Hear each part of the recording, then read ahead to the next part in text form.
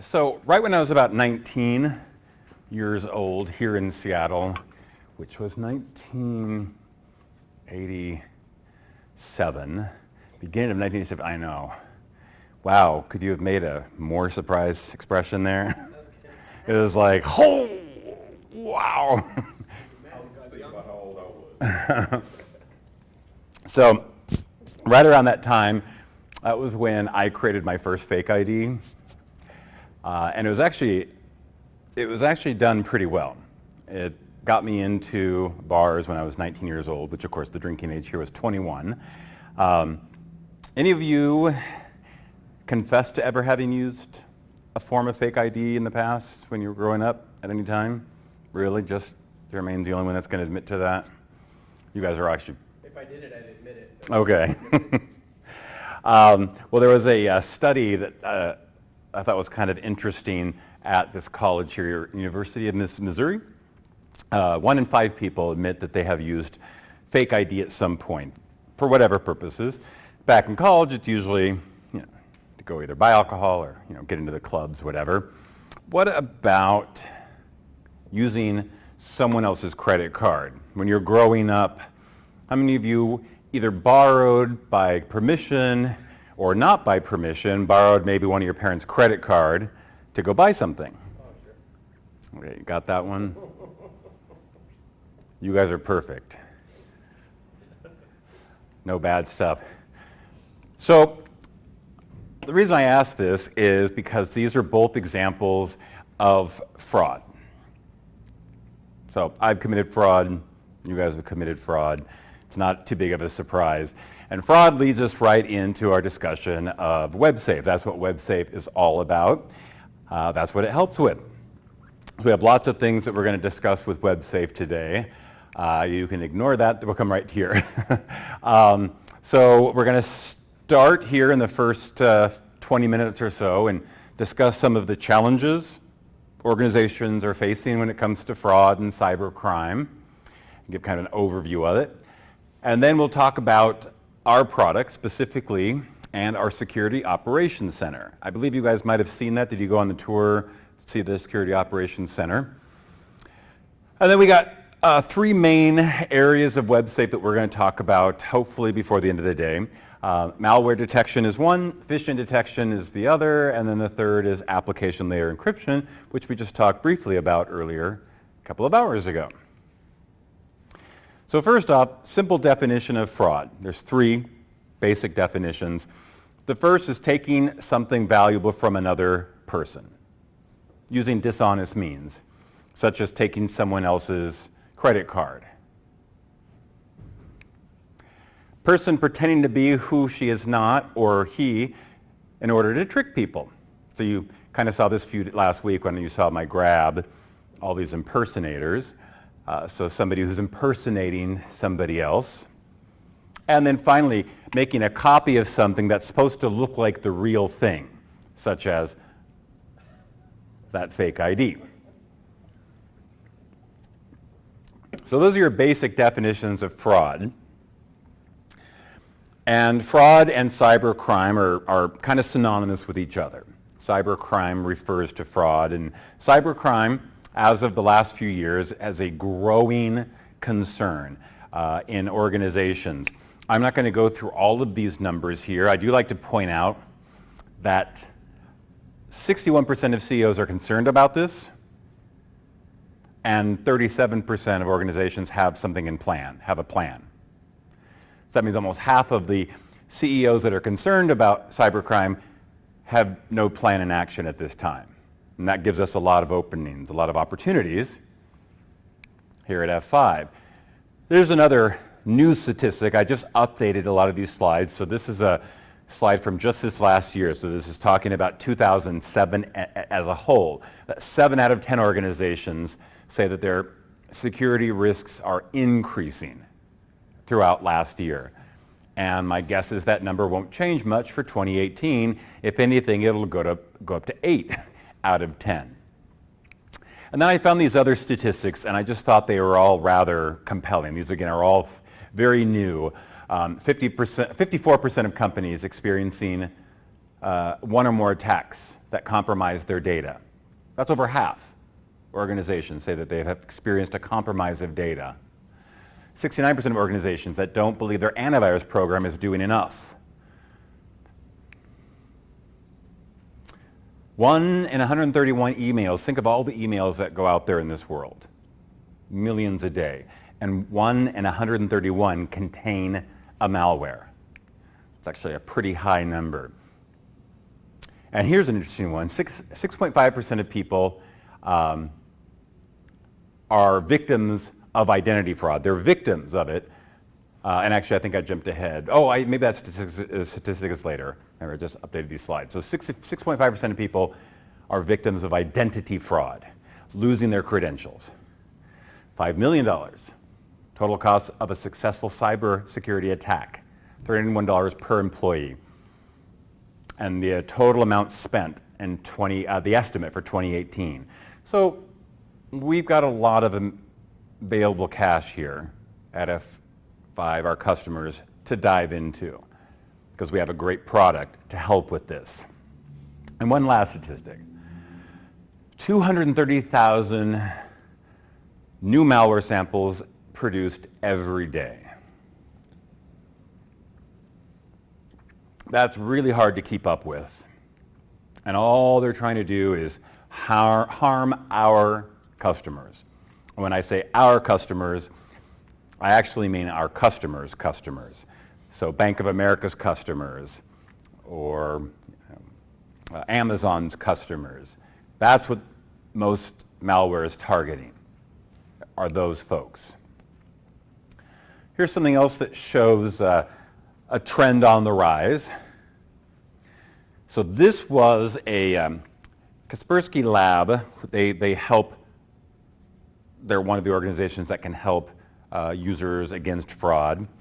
And the amount of people per month at the beginning of this year, this is just the first quarter of this year, that they have stopped from losing money from their bank account because of fraud or malware, has been increasing.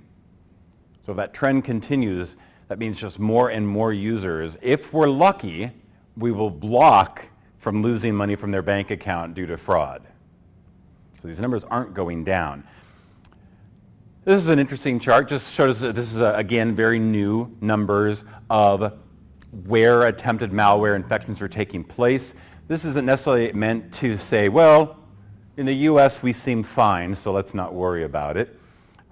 It's just sort of an interesting overall picture of the trend of where the targets are, the key targets, but everywhere is a potential customer for fraud protection. So the last 6 or 7 or 8 slides, the reason I put them in here is because I want you to understand and help your customers understand that this is not a problem that's going away. This is not a problem that's flatlining. This is a problem that's continuing to increase and get more expensive every year when it comes to losing data, losing customers, and our customers losing data, and so forth. So a solution needs to be brought up. Our customers need a solution. I found this quote, I thought it was really interesting. Cyberattacks are the #1 problem with mankind and more dangerous than nuclear war. That's pretty intense. The fourth richest man in the world said this. Anybody know who that is? Warren Buffett. Very good. Warren Buffett. Oops, I'm sorry, I jumped ahead there. Warren Buffett. Yeah. So that is kind of our first look at fraud and cybercrime. It's an issue. To help understand how malware does what it does and how a lot of this topic, how it happens, there's a couple things that are going to be helpful for you guys to understand. It doesn't mean you need to become an expert at these things, but it is helpful to understand, and I'll explain why it's helpful to understand as we move along. The first is understanding a little bit about JavaScript, and the second is understanding what is called the document object model. These two things, And we'll talk about them just a little bit more detail here. The document object model, by the way, is how today's web developers create web applications that are very interactive. And JavaScript, you all have heard of JavaScript, I'm sure. JavaScript uses this document object model. You might be thinking, why are we talking about this? So let's go back to some of the basics of JavaScript.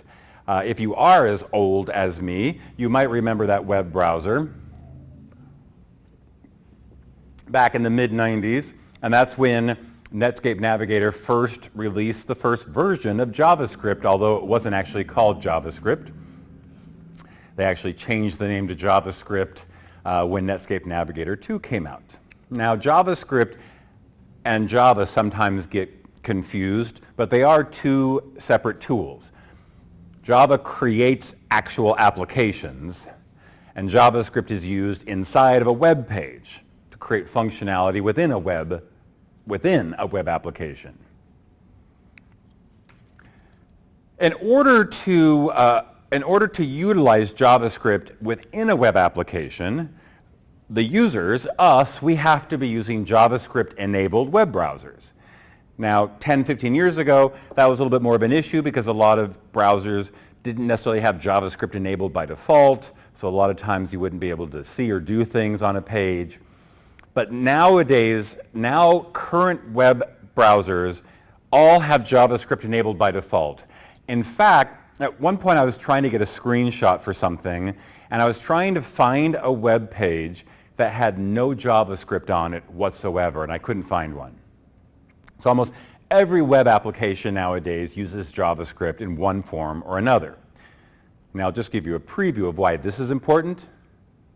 Our solution uses JavaScript. So in order for our solution to work, the end users have to be using JavaScript-enabled browsers. So we can say that's not a concern because we can rely on the fact that almost all current browsers are all using JavaScript. And then we have asynchronous JavaScript, also known as Ajax, and that's sort of an extension of JavaScript, which I'll explain in just a moment. So those are some of the basics of JavaScript. And here you can see a couple of examples of JavaScript. I've got it in here somewhere. So for example, there's a script right there. Oh, my pointer's doing something different. I'm not sure why. I think what happened is I changed, somehow the magnifier got changed. You can actually have like 4 different things that it does. Now I didn't change it, but something must have happened. So now we can actually look inside the page to see JavaScript. And JavaScript within a page is typically done in one of 2 ways. It's either just a referenced file where all the actual JavaScript is somewhere else out on either the web server or even across the internet, or all the JavaScript code is written right into the page. The benefit of using reference JavaScript files is 2. There's actually 2 benefits. One is we don't have to write all that JavaScript code inside of this the page here. And then the second benefit is if I have a piece of JavaScript code that's going to be utilized by multiple web applications, then I can just have it reside in one place and all these different web applications can reference that script file, which is very helpful. And this is an example of what a referenced JavaScript file might look like, where the source is just pointing somewhere else. So it's still a script, but it's pointing elsewhere. Here's an example of a script that's written into the web page itself. So let's take a look at an example of what JavaScript can do and why this was such a great invention back in the day when they first created JavaScript. Now, under normal circumstances, especially if you think back 20 years ago when you were looking at a web page, if I'm looking at a web page, the only way that web page can change, I can see something else, is if I click on something. I click on a button or I click on a link, something that sends a request to the web server and gives me a new page response. That's typical client-server applications, including web traffic. However, here's an example of a user putting in their new password. And as they start typing their password, they get this sort of an indicator here saying their password right now is not strong enough. And they continue to type the password, and that indicator changes. And they continue to type it, and eventually it changes again, and so forth. Every time they're typing a keyboard character, the web page is not making a call back to the web server and then getting a response to make this change happen. This change is happening dynamically inside of the web page thanks to JavaScript. So this is an example of why JavaScript is so valuable, is it allows us to have some dynamic web page functionality that doesn't require back and forth communications to the web server. So the moral of this is JavaScript is good. It's great that we have JavaScript. Ajax takes this one step farther. Let's take a look at Ajax in play. So again, normal communications, if I wanted to go to Bing, I have to either type the URL to go to bing.com, or I have to click on something, a link, that sends the request to the server and brings this page back up. But then you notice something interesting. As I start typing, I got an A, then a J, and I'm seeing some results here. You've all seen this before, some suggestions. All of this is not contained within the JavaScript. All of this information for every possible thing I could type and the results I might see as suggestions, that's not all contained within JavaScript. However, I'm not hitting the enter key every time I type a letter. What's happening is the JavaScript in the page is making calls dynamically for me every time I type a letter, so that I can continue to see dynamic results that are current, that are new. In fact, here's a funny story. This was just last night. So I was actually watching clips of the Tony Awards. That's our stage awards here. And Robert De Niro, if you guys know Robert De Niro, the actor Robert De Niro, you might know him if you saw him. You've heard of Robert De Niro, I'm sure. And so he came out as a presenter. Did you see that? I heard about it. And it was immediate. As soon as he started talking, it was a long beep, beep. And then the audience went all crazy and everything. And then he started talking again, and it was another long beep. So of course he's getting bleeped out. And they even covered his mouth with, so you really couldn't read his lips. So I immediately was like, what did he say? And I kid you not, I went to my computer and I got on Google and I typed in, what and immediately came up, did Robert De Niro say? I was like, you've got to be kidding me. It knew that's what I was, it's like it reads your mind. It's crazy. Freaks you out a little bit. I won't say what he said, but I will say it was political. So anyway, so that's a little bit about JavaScript and Ajax. And again, the moral of this story here is JavaScript and Ajax make web applications more user-friendly, more interactive and productive. So it's a good thing that we have them. Why is this an issue?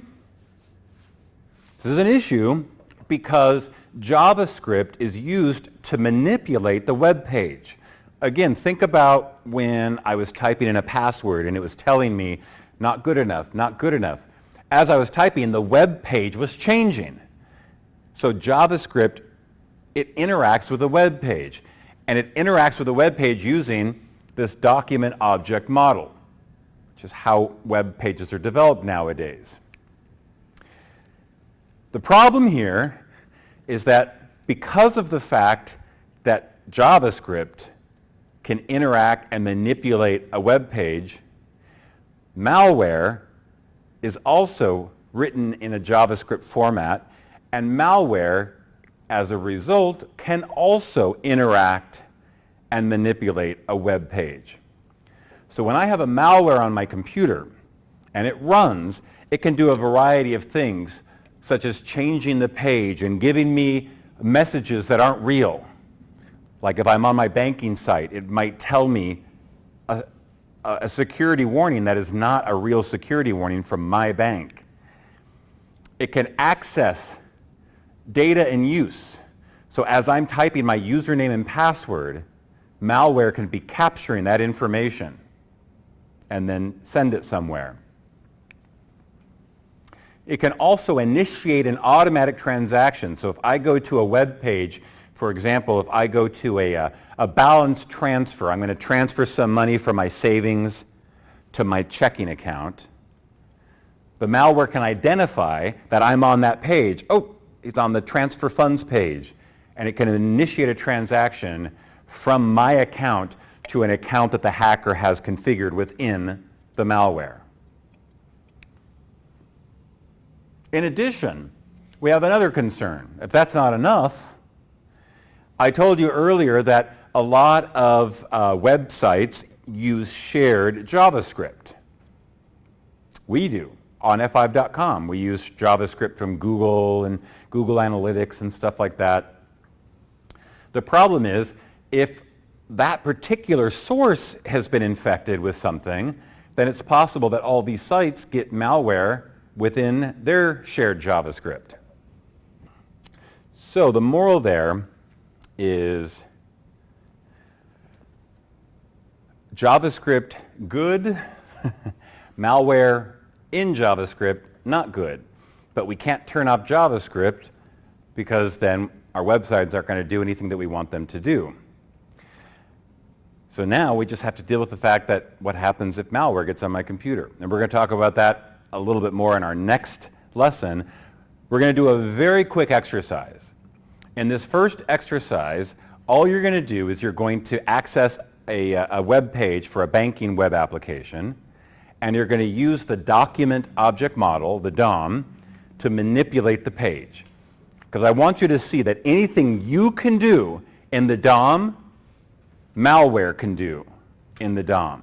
So this first exercise, 7.1, shouldn't take us more than about 10-ish minutes, 10, 15 minutes. So get started on that, get your workstation up and running, and let's see where we are in about 2:40.